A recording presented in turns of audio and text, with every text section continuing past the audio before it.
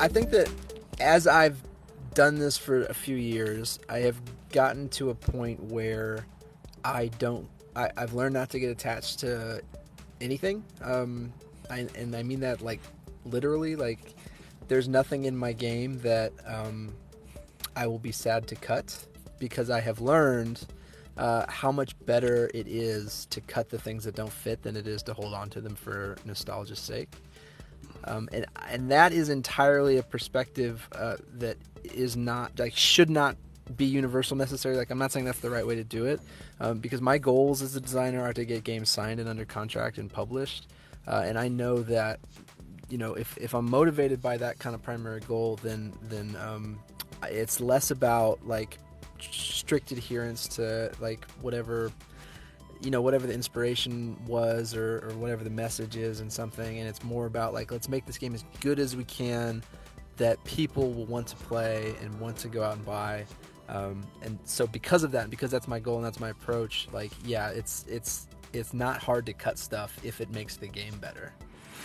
This is a super duper important part of game design 101. Yeah. Understand why you want to design a game. Like who this game is for, why you want to design this game, and what you want to do with this energy and love. Sure. I asked this question for I am Karina, and he had a spectacular answer when he was on, and he's like, I want to leave something for my kids and their kids that can be shared for my family indefinitely. Yeah, I love that as a goal. I think that is so incredible. Jared, of course, has a very different answer to this question. He believes all game designers create games to play God. That's a very Jared answer. That's right. Rick Ankney is here just for the cookies. He wanted to make sure everybody knew that. But understanding why you're doing it. All right. So for Fight in a Box, I understand that I have a compulsion to make games. I love it. I've been doing it forever. But the real reason is we believe in the power of laughter and storytelling. I've done a lot of things with my life. I mean, a lot of things in my life.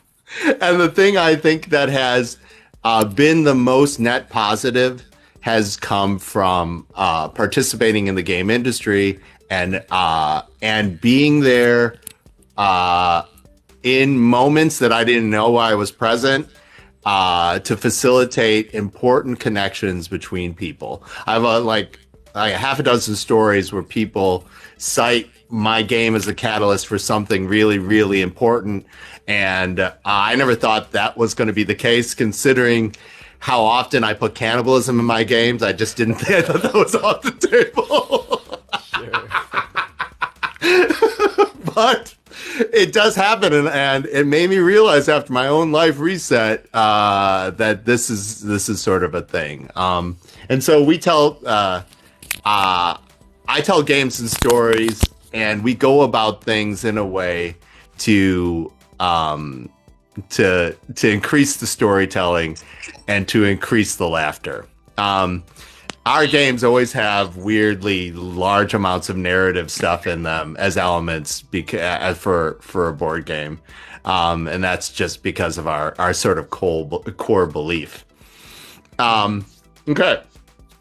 So we had... Well, and I want to add too, a lot of designers, well, like I don't think there's a right answer to that question. Like, I think that the degree to which you hold on to elements of your game, whether that's thematic or mechanical, should have everything to do with what your goals are. But those goals, like we're saying, can be absolutely anything. I mean, I think that making games just for the sake of like having a game to play yourself, or like the end goal is going to be different. So the answer to that question of like how closely you need to adhere to kind of those convictions or whatever is just going to be different. And there's nothing wrong with that, and there's nothing wrong with doing things one way or another way. It's just about what brings you joy and what how you the the life that you receive and are able to share with people around you through games. So just wanted to make sure that was stated.